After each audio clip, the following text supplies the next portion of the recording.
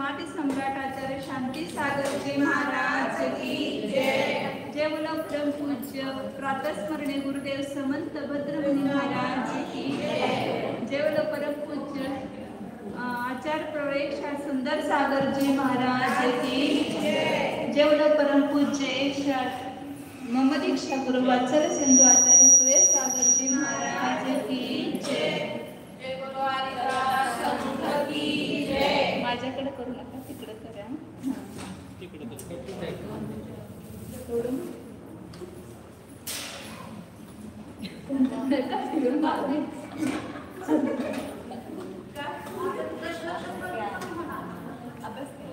आता पर्याप्त अधिकार वगैरे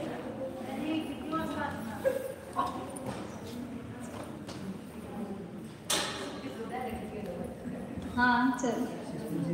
जीव समास अधिकार. हाँ शांत.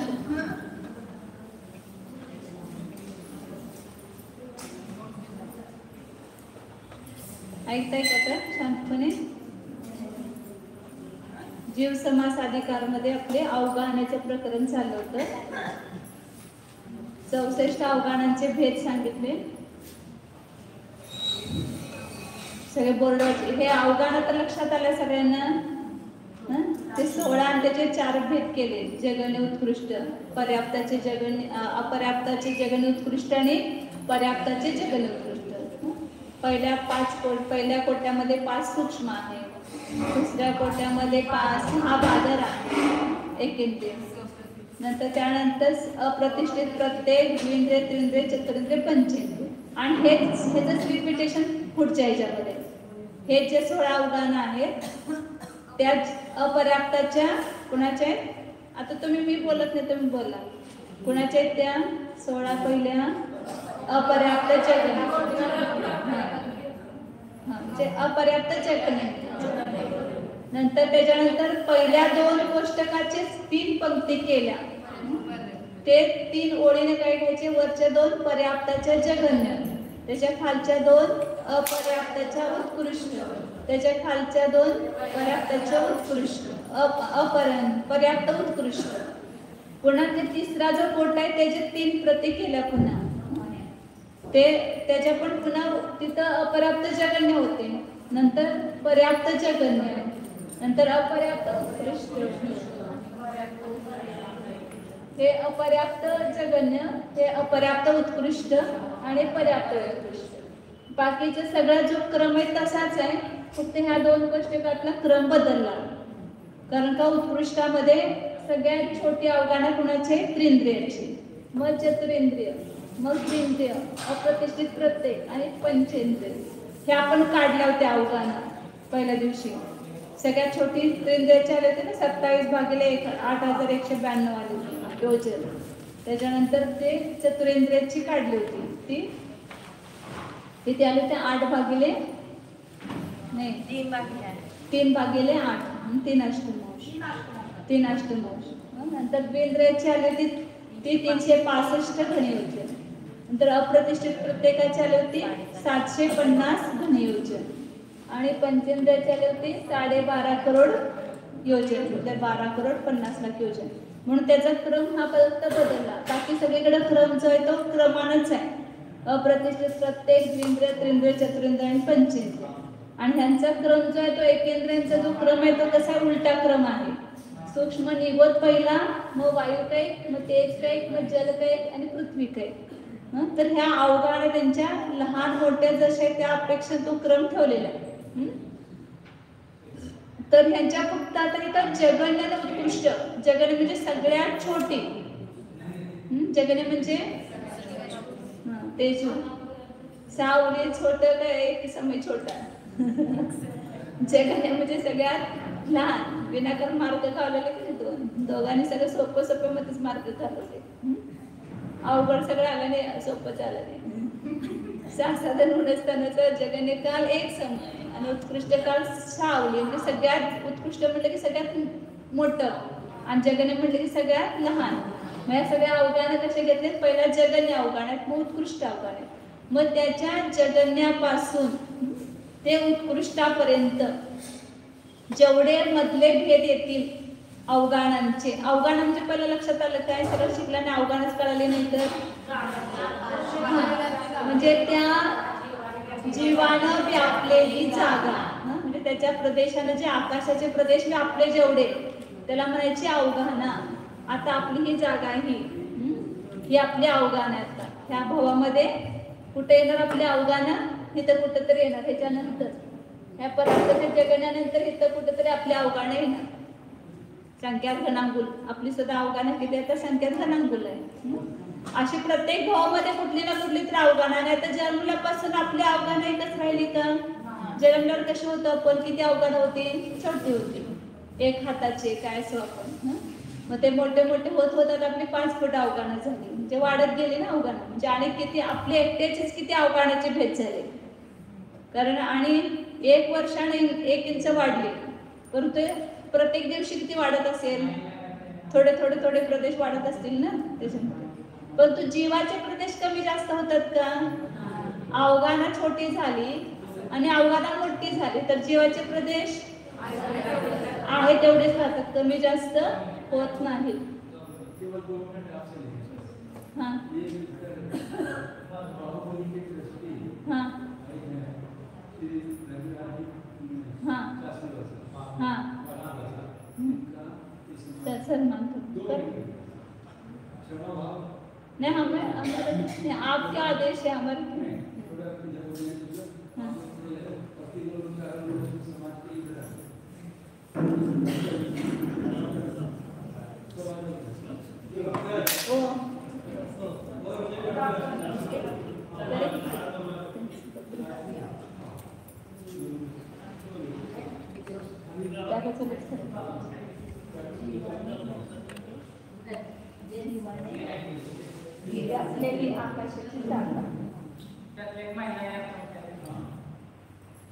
एक मुली नाव घ्या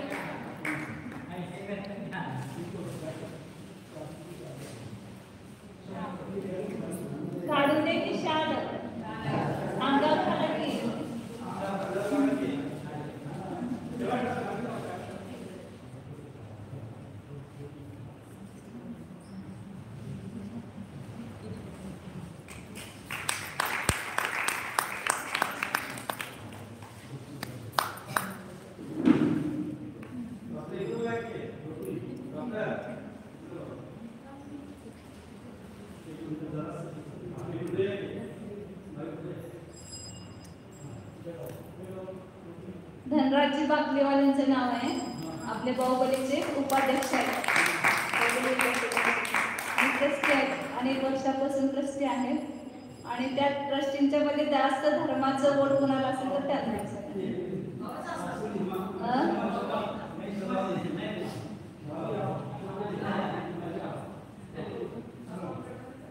शास्त्रीचं तर अगोदर करायचंच नाही, पाहुण्यांचं शास्त्री एक शास्त्रीचा बहुमान आहे तो.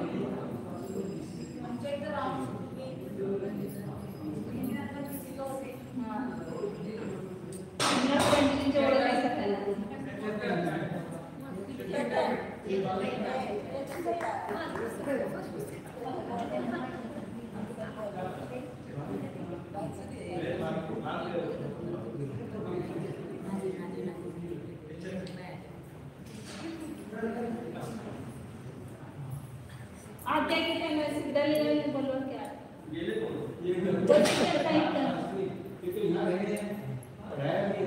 हाँ नहीं मालूम है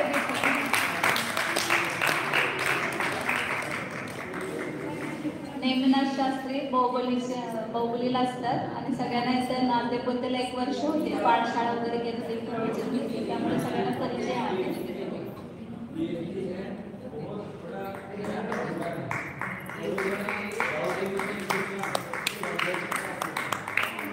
आपको माहिती आहे मग तुम्ही म्हातारा संस्कृत का वाचत नाही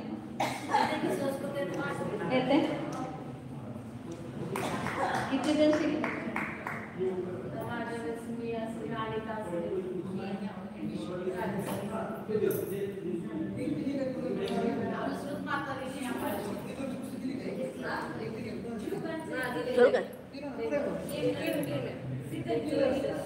ती घेऊन यायचं हो त्यांना नाही द्यायचं मला द्यायचं त्यांना एकदम द्यायचं मला हां चालू काय चला आता आपले अवघान आहे अवघान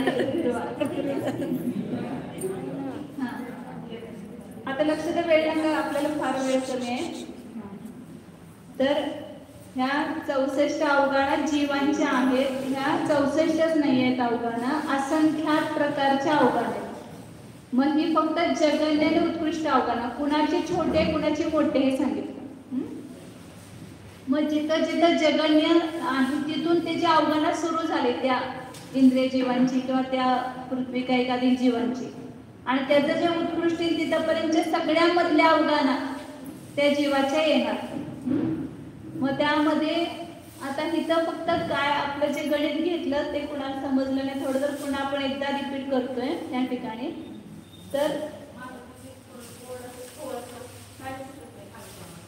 का आता काही गरज नाही मास्तर घेणार आहे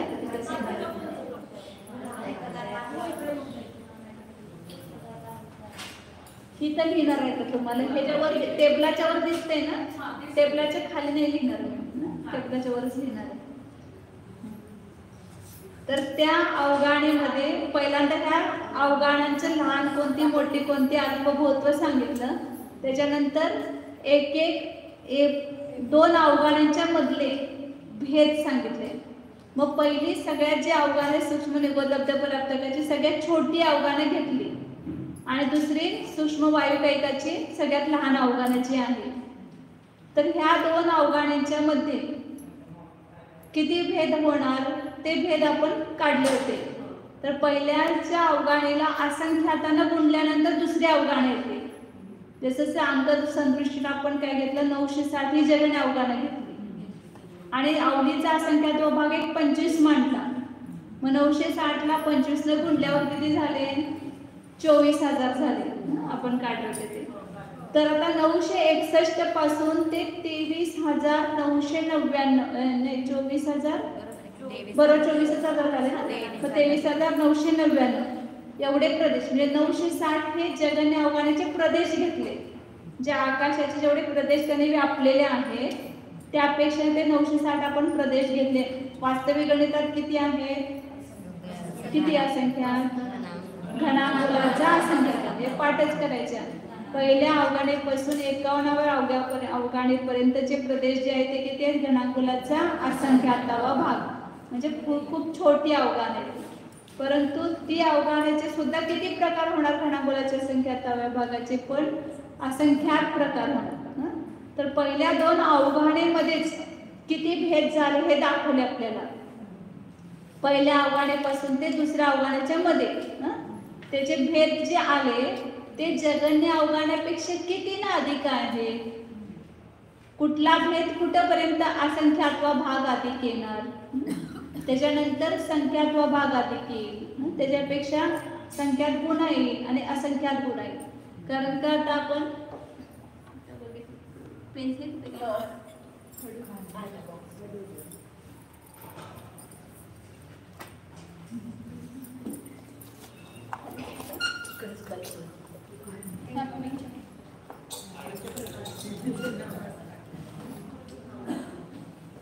सूक्ष्म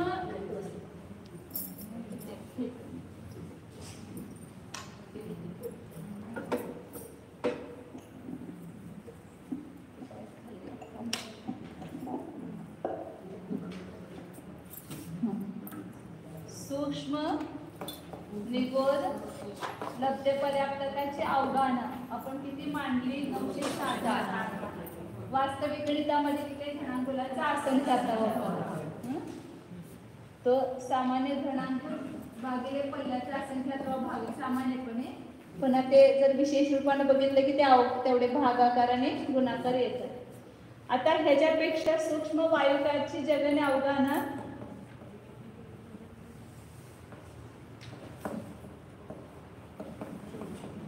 ह्याच्यापेक्षा कितीनं गुणित आहे? अवलीच्या असंख्याकाव्या भागानं गुणित आहे. तर ह्या दोन्हीच्या मधले तिथं समजा ही 24,000 पण म्हणू म्हणतो, तो एक एक प्रदेश वाढवतच अधिक अधिक अधिक करायचे. 900 ही जगन्य अवकाळीमध्ये एक प्रदेश वाढवला की काय होणार? दुसरी अवकाळी 961. आणि एक प्रदेश वाढवलं की तिसरी अवकाळी येणार, पुन्हा एक प्रदेश वाढवलं की चौथी अवकाळी येणार. असे ह्या दोन्हीच्या मध्ये किती भेद होणार? तर ते जे भेद आले, काही भेद येतील तिथपर्यंतची जी अवगाहना असेल ती असंख्यात्वा भागाधिक असेल. जसं उदाहरणार्थ पहिल्यांदा सांगतो तुम्हाला 6 प्रकारच्या काय सांगितल्या? असंख्यात भाग वृद्धी, नंतर येईल संख्यात भाग वृद्धी. ह्याच्यामध्ये येते काय? अवक्तव्य भाग वृद्धी, नंतर येते संख्यात भाग वृद्धी, नंतर अवक्तव्य भाग वृद्धी, मग काय ना संख्यात गुणवृद्धी,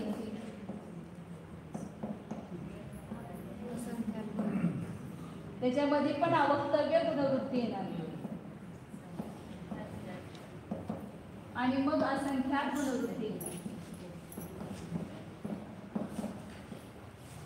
असंख्यात गुणवृत्ती म्हणजे हे जे दोन ह्याच्यामधले जे भेद येणार तर ते क्रमानं सुरुवातीला काय होणार? असंख्यात्वा भाग अधिक असणार, कारण का तिथे एक प्रदेश वाढवला तर आपण ह्या सूक्ष्म निगोर लब्ध पर्याप्तकाच्या अवगाहनेला असंख्यातानं भागून ते उत्तर येणार. ही जी वृद्धी आहे असंख्यात भागवृद्धी कुणाला म्हणायचं? की असंख्यात संख्यानं आपण ह्या जगणे अवगाहनेला भागल्यानंतर जे उत्तर आलं ते आपण त्याच्यामध्ये जोडलं की त्याला काय म्हणायचं? असंख्यात भागवृद्धी. जसं उदाहरणार्थ जे घेऊया म्हणजे तुम्हाला हे सगळंच लक्षात येईल की हे तर आहेच उदाहरण आता आपल्याला, परंतु कुठली छोटी आणि कुठली मोठी नाही तर हेच उदाहरण घेऊया, परत दुसरं घातलं की पुन्हा गोंधळ होईल. तर हेच उदाहरण आता ह्याच्यावरच लक्षात घ्यायचं. तर पहिल्यांदा आपण ह्या अवगाहनेला असंख्यात संख्यानं भागल्यावरच काय येणार? उत्तर 1 उत्तर येणार. म्हणजे जगन्य अवगाहनेला जगन्य अवगाहनेच भागलं की काय उत्तर येणार? 1 येणार. मग ते जगन्य अवगाहना असंख्यात आहे ना, असंख्यात प्रदेश आहेत ना, मग आपण कुठल्या संख्येनं भागलं? त्याला असंख्यात संख्येनं भागलं. मग असंख्यात संख्येनं भागून जे उत्तर येईल ते मिळवल्यानंतर त्या वृद्धीला काय म्हणणार आपण? असंख्यात भागवृद्धी म्हणणार. असंख्यात संख्येनं भागला आपण कशाला? ह्या जगन्य अवगाहनेला. जगन्य अवगाहनेनं भागल्यावर 1 उत्तर आलं. तर हे जगन्य अवगाहना असंख्यातच आहे ना, असंख्याताला असंख्यातानेच भागल्यावर 1 उत्तर आलं. मग इथं ज्या संख्येनं आपण भागतो आणि ती वृद्धी आली तर त्याला असंख्यात भागवृद्धी म्हणणार. आणि ह्या जगन्य अवगाहनेला ज्या वेळेला आपण संख्यातानं भागू संख्येनं आणि जे उत्तर आलं ते जोडणार त्यावेळेला त्याला काय म्हणणार? संख्यात भागवृद्धी. आणि जगन्य अवगाहनेला आपण संख्यातानं गुणणार त्याला जे उत्तर येणार त्याला काय म्हणायचं? संख्यात गुणवृत्ती. आणि जगन्य अवगाहनेला असंख्याताने गुणणार त्याला काय म्हणणार? असंख्यात गुणवृत्ती. आणि ह्या दोन्हींच्या मध्ये असंख्यात आणि संख्यात ह्या दोन्हींच्या मध्ये ज्या वृद्धी होतात त्याला काय म्हटलेलं आहे? अवक्तव्य भागवृत्ती. परत आता आपण ओळीनं काढत जाऊन जे लक्षात येते अवक्तव्य कशाला म्हटलेलं आहे ते. तर आता ह्याच्यामध्ये एक प्रदेश वाढवला तर ती कोणती वृत्ती झाली? असंख्यात भागवृत्तीचं पहिलं स्थान झालं. असंख्यात भागवृत्तीचं जगन्य स्थान म्हणायचं त्याला.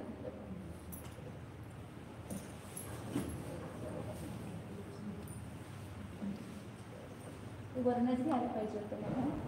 33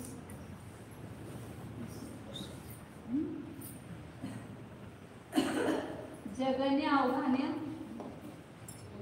960 मानली आहे.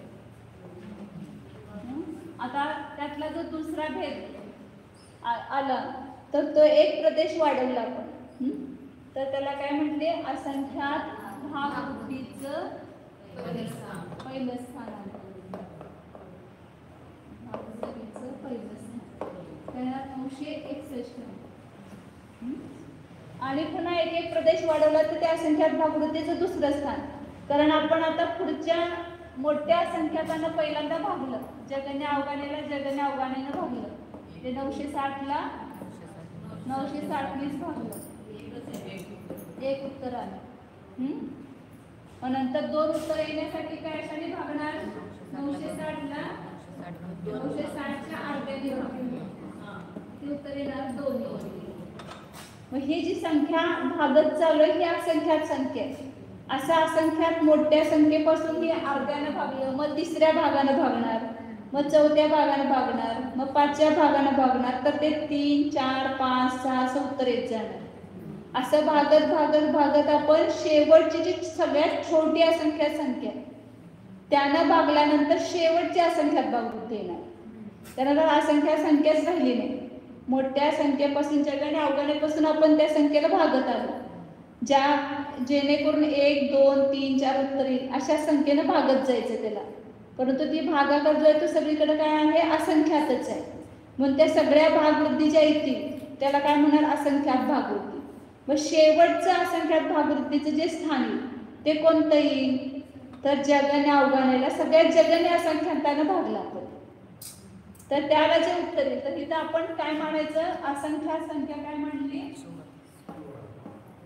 जगन्य असंख्यात संख्या 16 मानली. आणि उत्कृष्ट संख्यात संख्या काय मानली? 15 मानली. ती तर संख्या खूप मोठी आहे परंतु आपण मानताना आता 16 आणि 15 मानली. तर 16 संख्येने आपण 960 ला भाग दिला. असं आता अर्ध्यानं तिसऱ्या भागानं वगैरे भागात गेलो आपल्याला 1, 2, 3, 4 असं उत्तर येते. आणि शेवटी आता आपण 16 भागलेला 960 ला.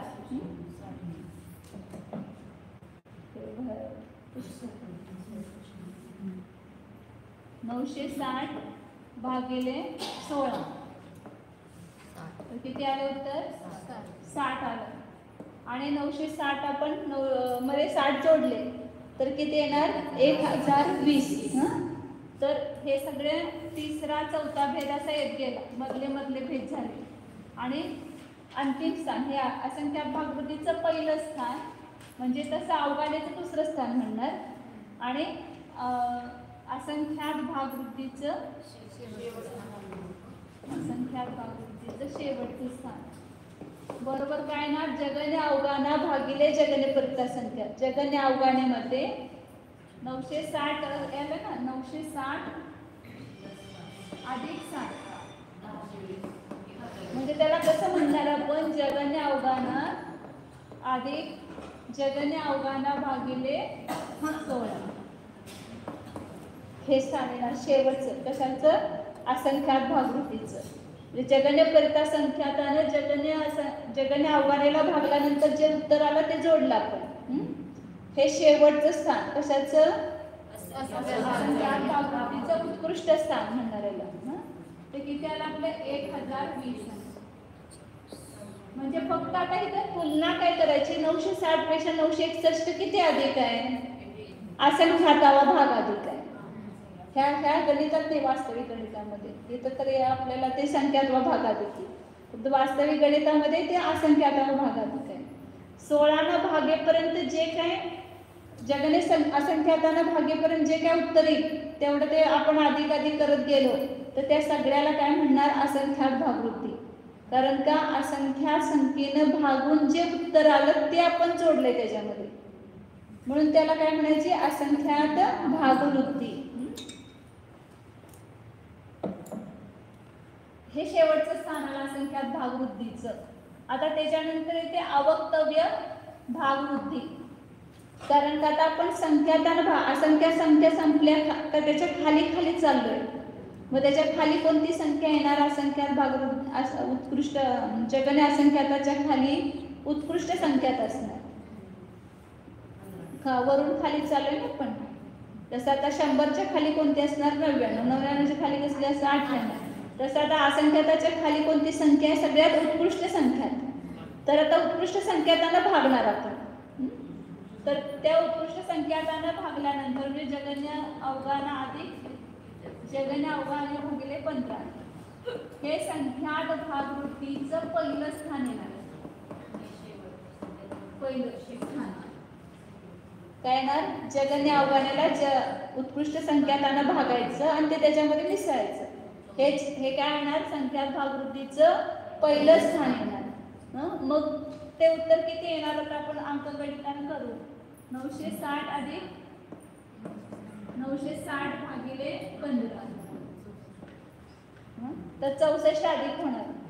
960 भागिले 15चं उत्तर किती येते 64. 64 जोडले 960 मध्ये तर किती येणार 1024 येणार. परंतु इथं जे अवगाण्याचे भेद आहेत ते एक एक प्रदेशानंच अधिक आहेत. मग 1020 झाले आणि आता एकदम 1024 झाले, मग मधले स्थान काय होणार आहेत तर ते अवगाण्याचे भेद आहेत. 1121 1022 1023 हे पण भेद येणार सगळे, ते पण किती येणार असंख्यातच भेद येणार. मग त्या अवगाणांच्या भेदांना काय म्हणणार आपण, कोणती वृत्ती म्हणणार.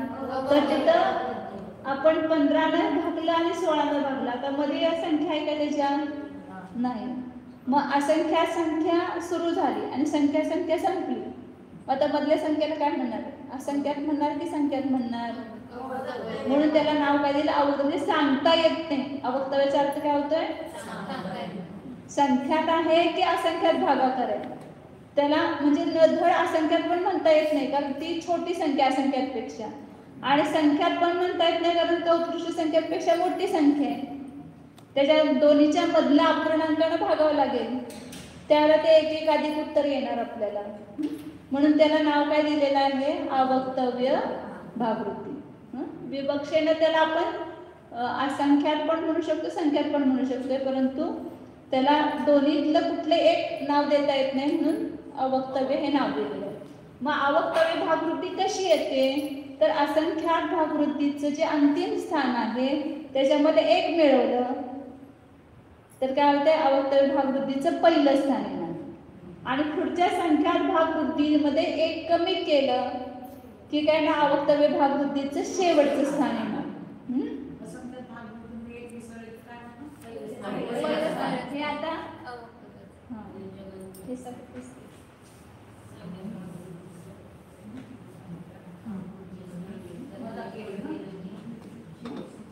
हे अवक्तव्य भागवृत्तीचं पहिलं स्थान. मागच्या मध्ये एक मिसळला असंख्यात भागवृत्तीच्या अंतिम स्थानामध्ये एक मिसळला की अवक्तव्य भागवृत्तीचं पहिलं आलं, आणि पुढच्या संख्यात भागवृत्तीच्या पहिल्या स्थानामध्ये एक कमी केला की काय होणार तिथं 1021. आणि याच्यात मधली स्थानं सगळे आहेत आणि मग अवक्तव्य भागवृत्तीचं अंतिम स्थान कुठे ना ते 1023. आता त्या पुढे एक मिसळ की काय होणार संख्यात भागवृत्तीचं पहिलं स्थान. ते कसं आलं पहिलं स्थान एक मिसळ झालं, परंतु काढायसाठी काय सांगितलं त्याला उत्कृष्ट संख्यातानं भागवृत्ती जे उत्तर आलं ते जोडलं, ते संख्यात भागवृत्तीचं पहिलं स्थान झालं. कारण का सगळ्यात मोठ्या संख्येने पहिला भागला, मग छोट्या छोट्या संख्येने भागलं तर मोठं मोठं उत्तर येत जाणार. मग आता इथे संख्यात भागवृत्तीचं पहिलं स्थान काढलं. 1024 कसं आलं ते 960 भागिले 15 केलं आपण 64 आलं. आणि ते 960 तिच्यामध्येच मिसळायचं, ह्यालाच भागायचं आणि त्याच्यामध्येच मिसळायचं. मग हे काय झालं, संख्यात भागवृत्तीचं पहिलं स्थान.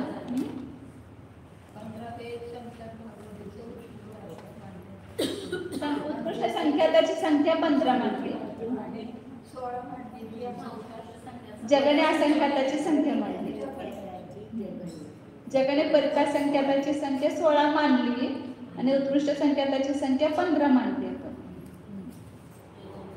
आता मधले भेद एक एक वाढवत गेलं ते सगळे संख्यात भागवृद्धीचेच येणार स्थान.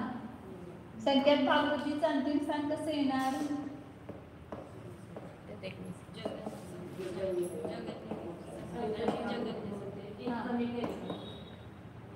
जगन्य अवघाणीमध्ये कशाने भाग देणार आपण आता, ते झालं की पहिलं स्थान. उत्कृष्ट संख्यातानं भागल्यानंतर जे आलं ते मिळवलं ते पहिलं स्थान. आता शेवटचं संख्यात भागवृत्तीचं स्थान. जगन्य संख्या दोन. हा, संख्यातानं भागायचं. सगळ्या संख्या कोणते, दोन. सगळ्यात छोटी संख्या एक मांडलेली नाहीये, दोन पासून संख्या सुरू होतात. एक ही संख्या असली तरी सुद्धा त्याला ह्याच्यामध्ये मांडलेलं नाही, संख्या किंवा ह्याच्यामध्ये मांडलेलं नाही संख्यामध्ये. त्याला म्हणतात अविभाज्य. तर तुम्ही गणित शिकाल त्याला दोन ही सगळ्यात जगन्य संख्या, कारण एक नाही गुणलं तरी तेवढंच उत्तर राहते, भागलं तरी तेवढंच उत्तर राहते, त्याच्यामध्ये वाढ होत नाही किंवा कमी पण होत नाही, म्हणून त्याला अविभाज्य म्हणतात. त्याच्यानं संख्येमध्ये भेद होत नाही एक संख्येनं, पण 2 पासून संख्या मांडली जाते. मग सगळ्यात जगन्य संख्या किती आहे, 2.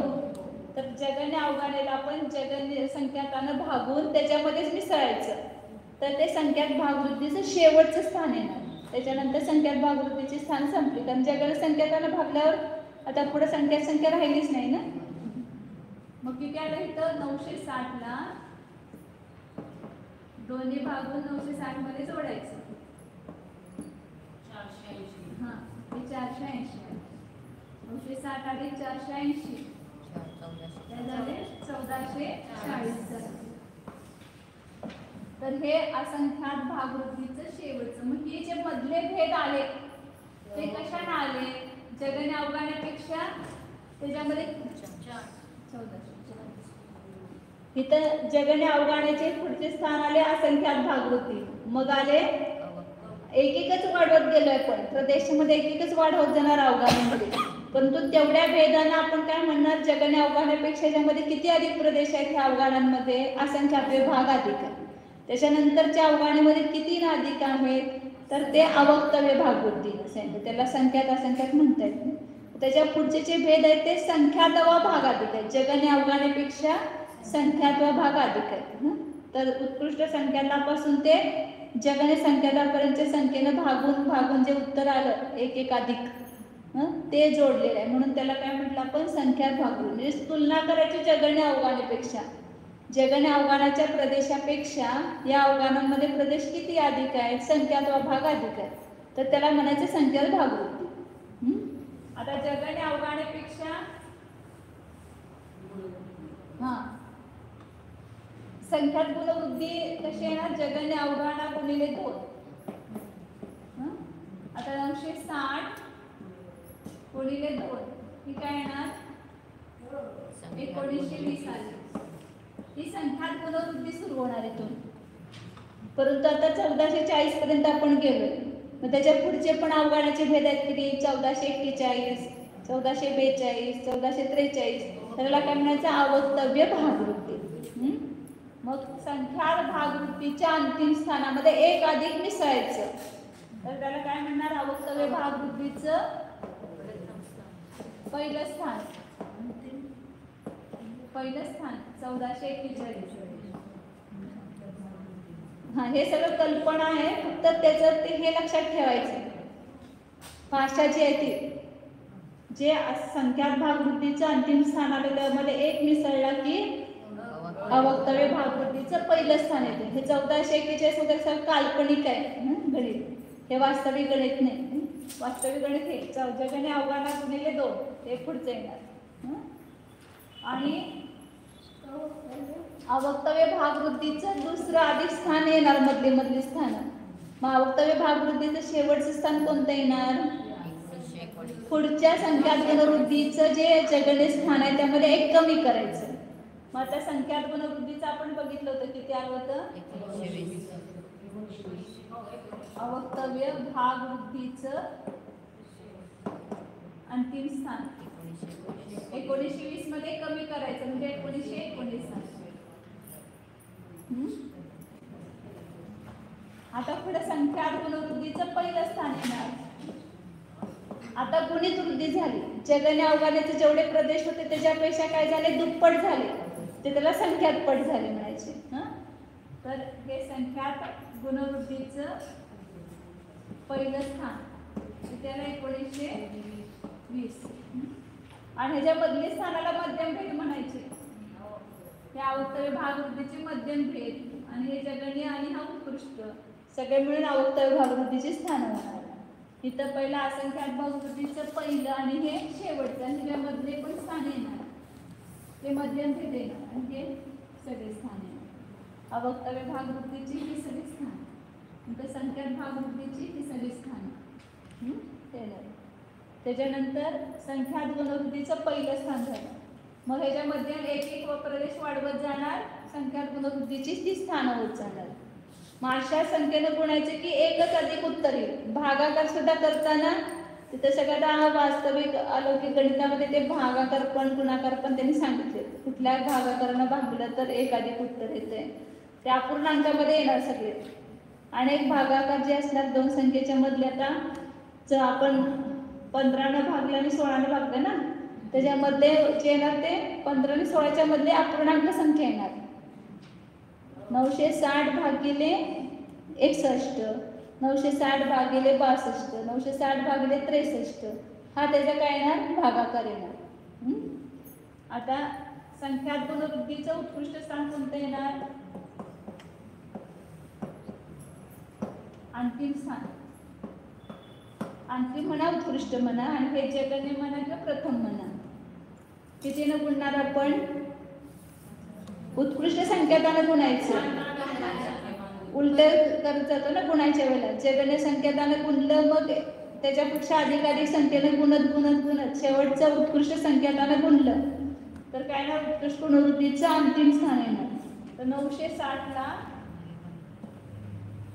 उत्कृष्ट संख्यात 15 गुणलं तर 15 0 0, 15 सक 5 किती आलं होतं? 14,400. 14,400. 15 सक 90. 0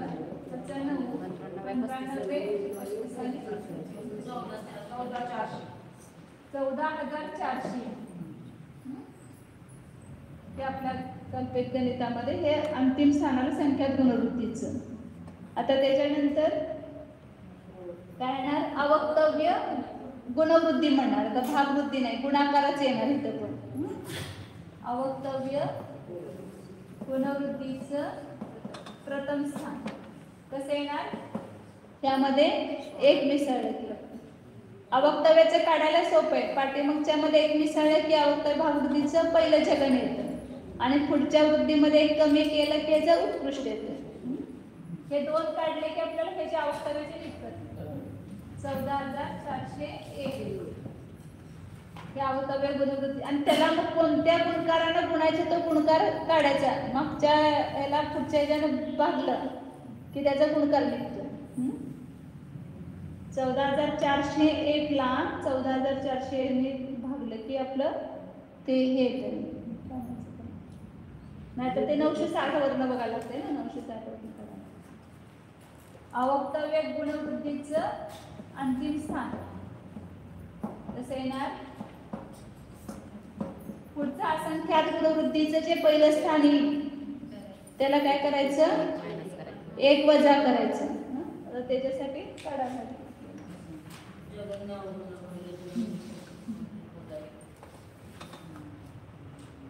असंख्यात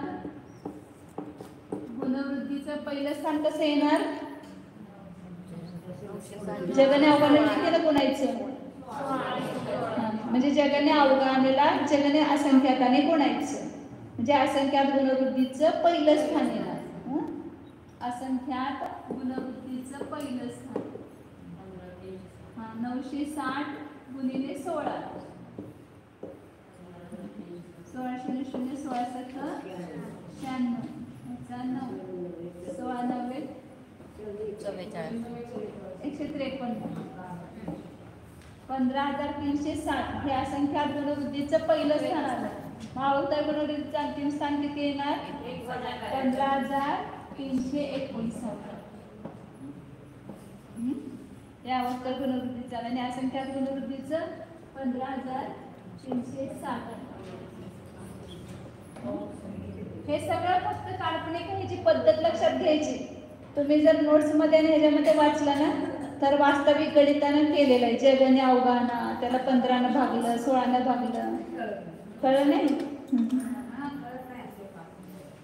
नाही, हे सूत्र काढायचं फक्त, त्याच्यामध्ये चिन्ह ठेवायचे फक्त तिथं, आणि भागाकार गुणाकार करायची पद्धतीने भागाकार गुणाकार करायचा. तुम्हाला सुरुवातीला 2-3 दाखवले होते ना. आता असंख्यात गुणवृद्धीची स्थान आहे 1 1 अधिक. कुठेपर्यंत येणार होतं हे असंख्यात गुणवृद्धीचं अंतिम स्थान कोणतं येणार?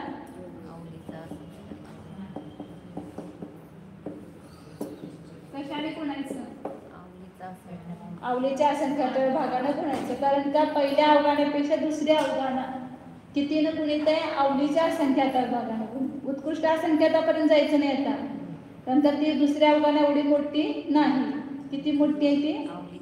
आवलीचा असंख्यात भाग मोठी आहे, म्हणून त्याला काय केलं?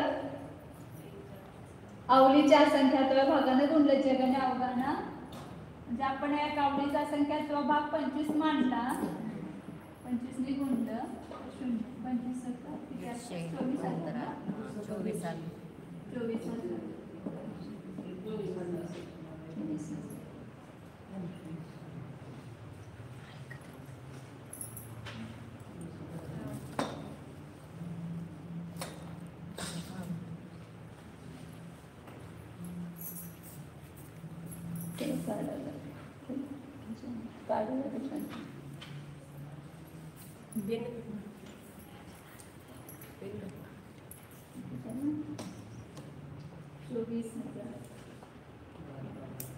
हे अंतिम असंख्यात म्हणजे हे सूक्ष्म वायुकायकाची जगने अवघान आली. हे म्हणजे काय आली शेवटी? असंख्यात गुणवृद्धीचं उत्कृष्ट स्थान नाही, अंतिम स्थान म्हणजे सूक्ष्म वायुकायकाची जगने अवघान. तिथपर्यंतचे भेद काढले ना, पहिल्यापासून ते दुसऱ्यापर्यंतचे मध्यम जे भेद आहेत ते भेद इथं काढले आपण. मग त्या जगन्य अवघानापेक्षा किती अवघान आपण असंख्यात गुणित अवघान एकदम सांगितली होती. मग त्याचे मधले जे भेद आले ते कुठले भेद जगन्य अवघानापेक्षा असंख्यात भाग अधिक आहेत, ती संख्यात भाग अधिक आहेत, ती संख्यात गुण अधिक आहेत, ती असंख्यात गुण अधिक आहेत, आणि मध्ये अवक्तव्य भाग गुणित आहेत किंवा अधिक आहेत. हे काढण्यासाठी हे सगळं काढलेलं आहे. आणि ह्याच्यात 10-12 गात आहेत त्याच्यामध्ये सगळ्या. असंच सांगत गेले तिथं. जगन्य अवघानामध्ये मिसळलं की दुसरा भेद होतो आणि शेवटचा भेद कसा येतो. प्रत्येक ठिकाणी शेवटचा भेद आणि पहिला भेद कसा येतो हे काढले की मधले सगळे मध्यम भेद घ्यायचे. हे कुठले भेद निघाले? फक्त पहिल्या अवघानापासून ते दुसऱ्या अवघानाच्या मधले अवघानांचे भेद एवढे ह्या 6 वृद्धीनं आले. अवक्तव्य असंख्यात भागवृद्धी, संख्यात भागवृद्धी आणि अवक्तव्य भागवृद्धी, संख्यात गुणवृद्धी, असंख्यात गुणवृद्धी आणि अवक्तव्य गुणवृद्धी, अशा 6 प्रकारच्या वृद्धी त्या अवघानांच्या मध्ये सांगितल्या. म्हणजे जगन्य अवघानापेक्षा किती अधिक आहेत एवढं सांगायचं त्यांना. मग पुन्हा सूक्ष्म वायुकाच्या पासून जगण्यापासून ते सूक्ष्म तेजकायकाच्या जगण्यापर्यंत ह्या दोन्हींच्या मध्ये पण अशाच प्रकारे 4 प्रकारचे हे 6 प्रकारच्या वृद्धी येणार.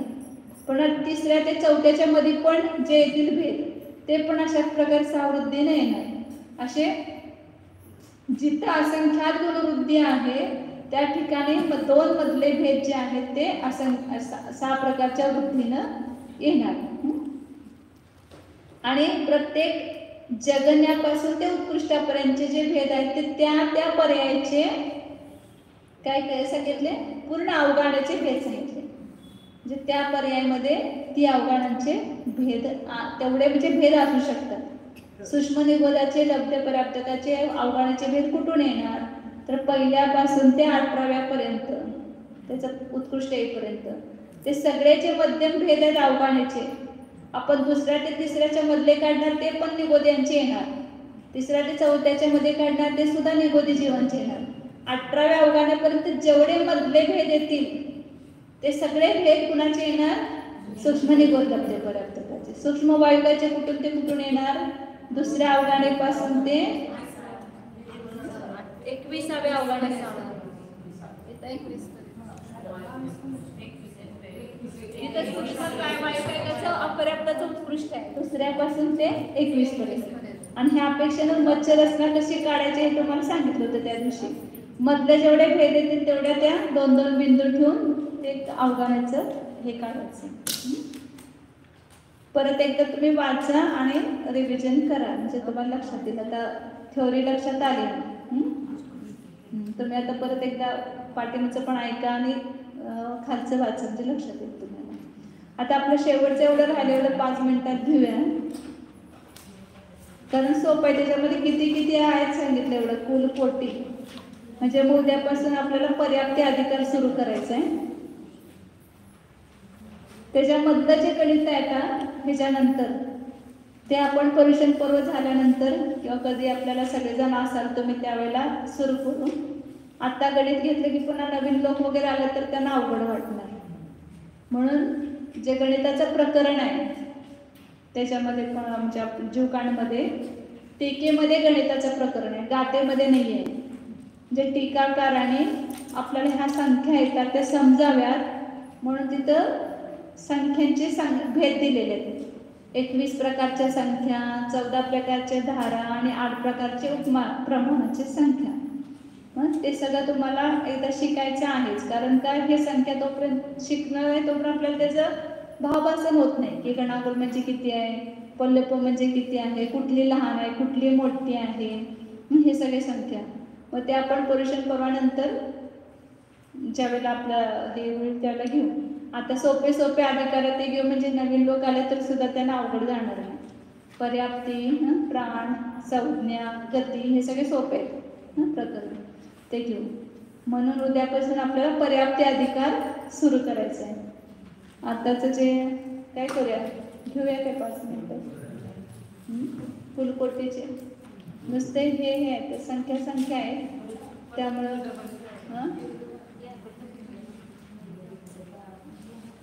जसं आपण 84 लाख योनी बघितले ना तसे हे कुलाचे भेद किती आहेत. कुल म्हणजे काय सांगितलं होतं, शरीराची रचना ज्या पुद्गल वर्गणीपासून झाली त्या पुद्गल वर्गण्यांचे काय होतात ते प्रकार, त्याला म्हणायचं कुल. 113 नंबरची गाथा आहे.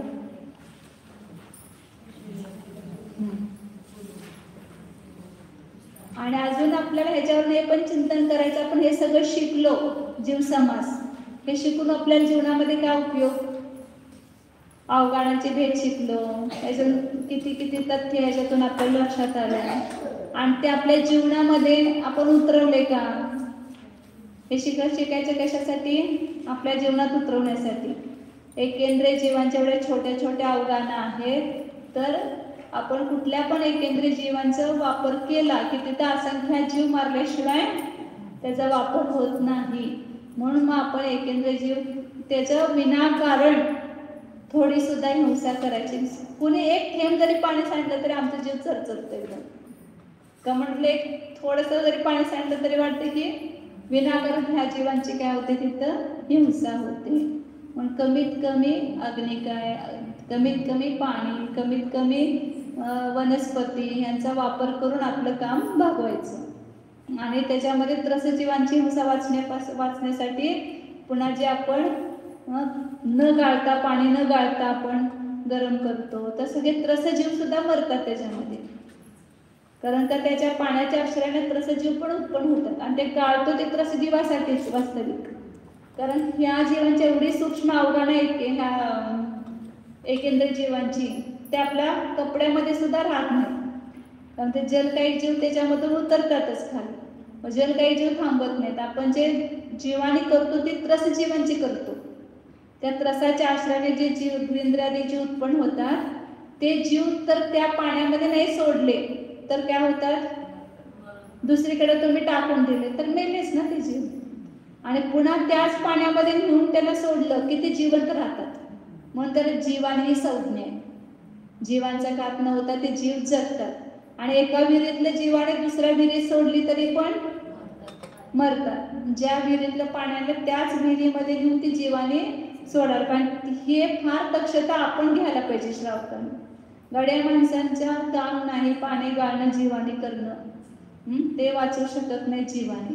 आपण स्वतः जीवाने करून ते जीवाने तिथे सोडा. काय काय कामं जे आहेत ते आपण स्वतःच करायला पाहिजे. त्या नोकऱ्यांच्या भरोशावर आपण राहायचं नाही. कारण त्यांना काय त्याची हेच नसते ना. काय करणार, ते असं टाकणार हाताने पिळणार, मग ते सगळे जीव काय होणार, मरणारच ना. चला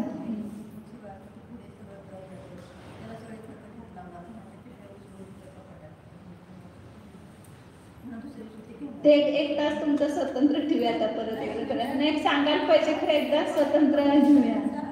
ते सांगायला पाहिजेच ना, आपण त्याच्याशी होत नाही. तर तर हे जीव समास एवढ्यासाठी शिकायचं आहे की आपला चरणानुयोग का करायचा, आपण का पाणी गाळायचं, का आपण अमर्यादित पीठ खायचं नाही. तर हे जीव समास शिकल्यानंतर आपल्याला कळते. मग त्यामुळे लक्षात आपण एवढ्या जीवांची हिंसा करतोय, मग हे आपण खरोखर करायला नको. मांस दोष लागतो. आपण अमर्यादित पीठ खाल्ल्यानंतर सगळे समोरचे जे उत्पन्न होतात त्याच्यामध्ये ते योनी आहे त्यांची. ती पीठ म्हणजे अमर्यादित झाली की त्याची योनी आहे. पापड असो, लोणचं असो, हे सगळे अमर्यादित पदार्थ त्या जीवांची काय आहे, ती योनी आहे. त्यामध्ये असंख्यात रस जीव उत्पन्न होतात. म्हणून ते अमर्यादित कोणतंही खायचं नाही, सेवन करायचं नाही. अशा हे सगळ्या गोष्टी आपल्या जीवनामध्ये आचरणामध्ये यायला पाहिजे. त्यासाठी आपण शिकतो. आता कुल संख्या पण सांगतात की शरीराचे किती भेद आहेत, शरीराच्या वर्गांचे प्रकार. 113 गातेपासून आहे.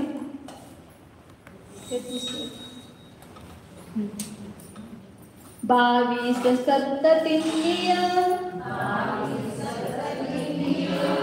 कुलकोडी सय सहसायन सत्ययन नेया पुढवित गागणी वावुकायान परिसंखा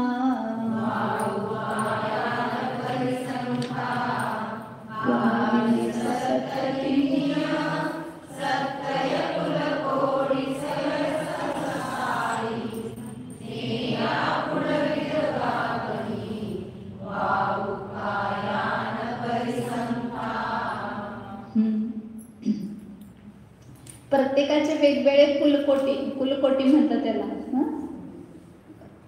तर कुल म्हणजे ती कोटी आहे म्हणून कोटी वापरलं. कुल म्हणजे सांगितलं तर शरीराच्या ज्या वर्गणाच्या, शरीर ज्या वर्गणीपासून तयार झालं त्या वर्गणीचे प्रकार. जिथं जन्म घेतो ती योनी झाली आणि तो आधार झाला योनी म्हणजे. आणि हे आधेय आहे. कुल म्हणजे काय आहे, आधेय. त्याच्या आधारानं हे शरीर वर्गणा ज्या आहेत त्या ग्रहण करतो जीव. तर काय सांगताय,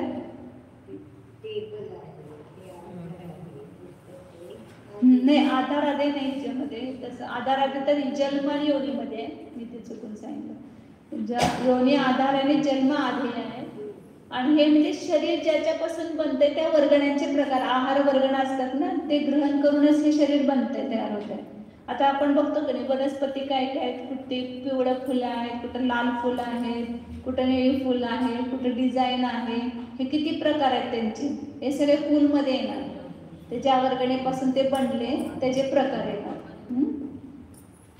तर प्रत्येकाचे वेगवेगळे, जसं योनी सांगितले ना प्रत्येकाचे वेगवेगळे, तसे कुल सगळ्याचे प्रत्येकाचे वेगवेगळे सांगितले. पुढवी म्हणजे पृथ्वी, उदग म्हणजे पाणी, अग्नी म्हणजे अग्नी आणि वायू, या वायुकायानं परिसंख्या ओळीने घ्यायची. पहिले खालच्या ओळीत नावं सांगितले आणि वरच्या ओळीत त्याचे प्रकार सांगितलेले आहेत. पृथ्वी कैकाचे किती प्रकार आहेत कुलाचे तर सांगतात 22 लाख कोडी. लाख कोडी कुठून काढायचं? सय सहसायन शब्द आहे. पृथ्वी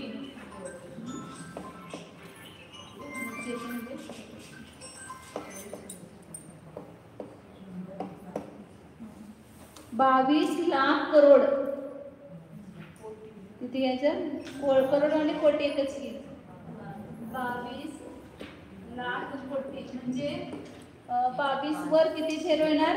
5 आणि 7 म्हणजे 12 झेरो येणार. 22 लाख कोटी. एवढे कुल आहेत त्याचे. कशाचे? पृथ्वी कैकाचे.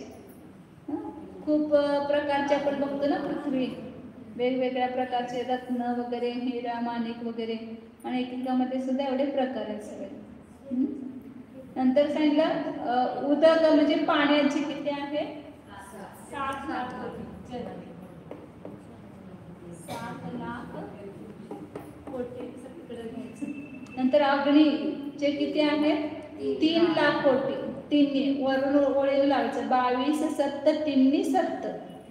आणि ह्याचे पृथ्वी पाणी अग्नी वायू. अग्नीचे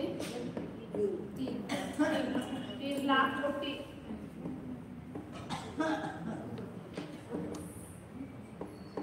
म्हणजे कोटी घ्यायचं. आणि वायू वायूचं सगळं 7 येते सगळे. 7 लाख करोड कोटी. हे त्याचे कुलाचे भेद आहे तेवढे. आता पुढं सांगतो दुसऱ्या गती. काय करूया उद्याच की काय चेतन बाई गडबडीत तर आपलं पुढचे तास होणार नाही.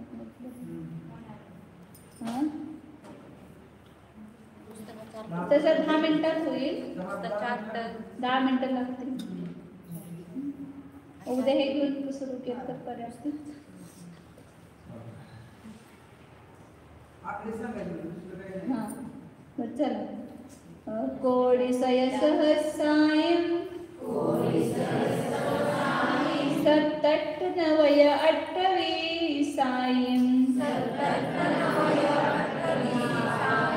बेइंद्यति इंद्रिय चौरिंद्रिय हरिदकायानं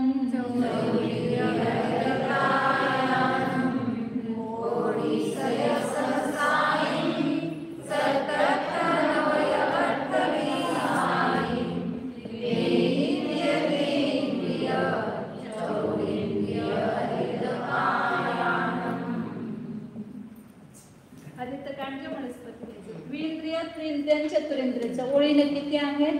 कोडी सय सहसायन 7 8 9 28 7 8 9.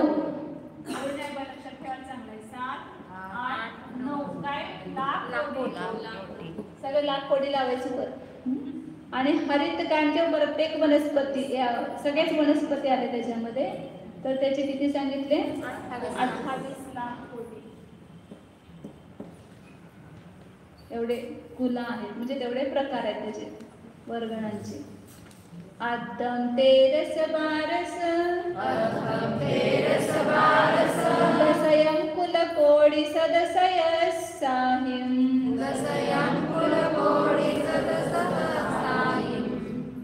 जलचर पक्षी चौपय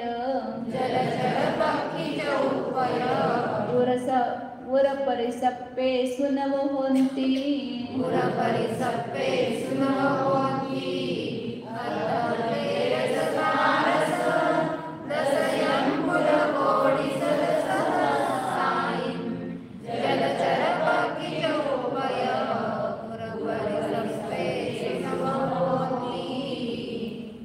जलचर पक्षी आणि चतुष्पाद म्हणजे जलचर स्थलचर नभचर आणि स्थलचर लावायचे जीव क्रमानं. त्यांचे किती आहे कुल क्रमाने घ्यायचे. आदम तेरस म्हणजे 13 म्हणजे त्याचा 13 पूर्ण घ्यायचं नाही, अर्ध घ्यायचं म्हणजे 12.5. 12.5 कुलकोटी. त्याच्यानंतर पक्षींचे, नाही पक्षीच आहे ना, पक्षींचे हे 12.5 कोटी म्हणजे 12.5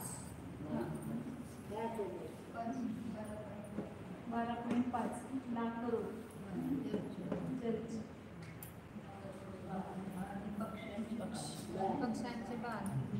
पक्ष्यांचे किती आहे? 12 लाख कोटी. आणि याचे चतुष्पाद त्यांचे 10 लाख कोटी. आणि त्याच्यानंतर सर्पी सपरी सर्पेस म्हणजे छातीने सरपटणारे जे साप वगैरे आहेत त्यांचे 9 लक्ष कोटी. पक्ष्यांचे 12 कोटी 12 ना, आणि त्यांचे 10 कोटी आणि 9 सरपी सरपटणारे 9 लाख कोटी. आता पुढं हे पंचेंद्रियामध्ये आले सगळे भेद. पंचेंद्रियाचे आणि हे सरपटणारे वेगळे भेद. पुढं 56 12 कुल कोडी सदसहस्रायं सुरनेरयनराणं जहाकमं होन्तिनेयानि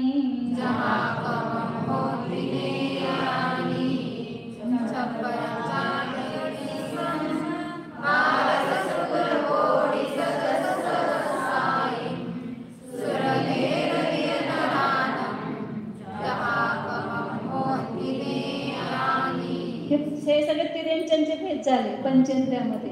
आता पंचेंद्रिय राहिले कोण? देव, नारकी आणि मनुष्य. तर देवांचे 26 लाख.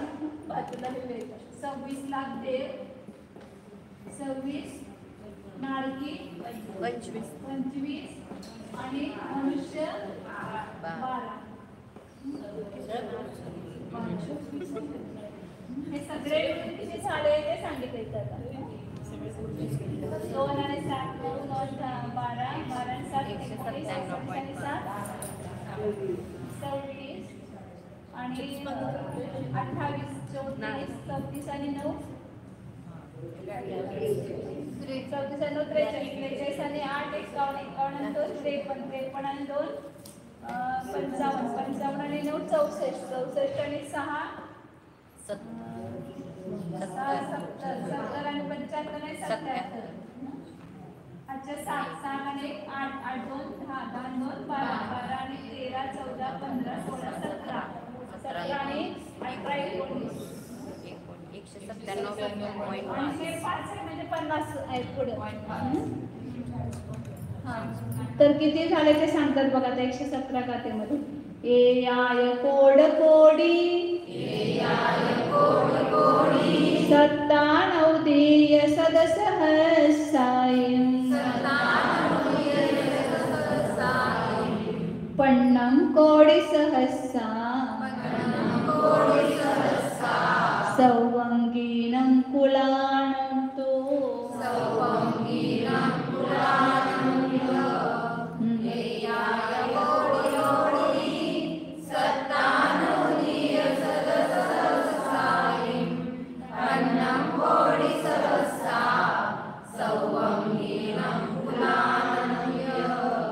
जसं आपण हे काय होणार होता 100 लाख म्हटले की 1 कोटी झाला. 100 लाख घेतले की 1 कोटी होते ना. आता 100 कोटी घेतल्यावर काय होणार ते 1 कोटा कोटी होणार. म्हणून 1 कोटा कोटी 197 झालं ना. पुढं 50 येणार आणि त्याच्या पुढं 5 शून्य आणि 7 शून्य एवढं येणार पुढं म्हणजे लाख करोड येणार म्हणत पुढं. तर 1 कोटा कोटी याला काय म्हणणार आपण 1 कोटा कोटी 97,50,000 50,000 लाख करोड नाही 50,000 करोड 50,000 करोड येणार. लाख करोड नाही, 1,97,50,00,000 करोड. करोड 1,97,50,00,000 कोटी. 1,00,00,000 पूर्ण झाले, त्याच्यानंतर 97 लाख झाले आणि पुन्हा 50,000 करोड, एवढे करोड झाले. 97,50,00,000 करोड. अजून ते कोटी व्हायला 3.5 लाख करोड कमी आहे. 3.5 लाख करोड मिसळले की त्याच्यामध्ये 2.5 लाख करोड कमी आहे. 2.5 लाख करोड मिळाले की ते 2 कोटी होणार. तर 2 कोटीला पण किती कमी, 2.5 लाख कमी, 2.5 लाख करोड, 2.5 लाख करोड कमी. एवढे एकूण काय कुल आहे. म्हणजे शेवटी सांगितलं कुल आणि योनीमध्ये काय अंतर आहे, तर सांगितलं जातींच्या भेदाला कुल म्हणतात आणि जीवाची उत्पत्तीचे कारणभूत आधारस्थान त्याला योनी म्हणतात. जसं वड, पिपल, कृमी, सीप, किटी, भ्रमर, मक्खी हे सगळे काय झाले, हे कुल आहेत. आपलं सुद्धा क्षत्रिय, वैश्य हे सुद्धा हे सगळे कुल आहेत. आणि जे आपण मुलं, अंडा, गर्भ हे सगळे काय आहेत, योनी आहेत. असं कुल आणि जातीमध्ये, कुल आणि योनीमध्ये अंतर सांगितलं. मागं आपण 84 लाख योनी बघितल्या आणि हे 1,97,50,00,000 कोटी हे काय आहेत, कुल आहेत. कुल म्हणजे जातींचे भेद, थोडक्यात जाती त्यातल्या. म्हणजे जाती म्हणजेच त्या पुद्गल वर्गणांच्या जाती. हेच ज्या पुद्गल वर्गणापासून आपले शरीर बनतंय त्याचे जाती. बरेच जण उपपाद्य पण होणार, म्हणजे त्यांची योनी एकच असू शकते. हां, अनेक जीवांची योनी एकच. त्या एका योनीतूनच अनेक प्रकारचे जीव उत्पन्न होते. कुल हे जे आहे, कुल म्हणजे जातींचे भेद घ्यायचे आणि योनी म्हणजे उत्पत्तीस्थान, आधार.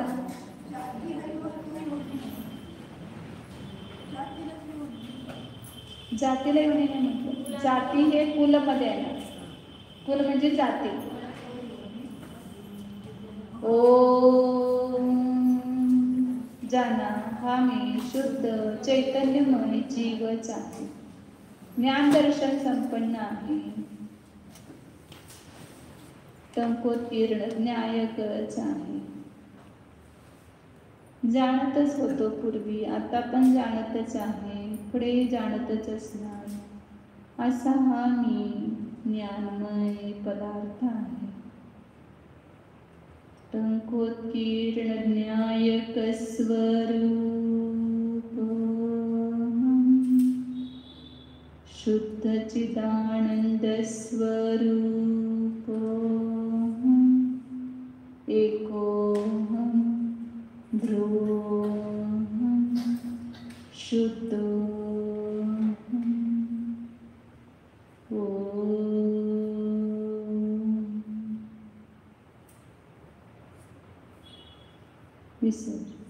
नमो हरिहन्नाम, नमो सीताराम, नमो आयरियाणम, नमो उवर्छायाम, नमो सवसाहु, नमो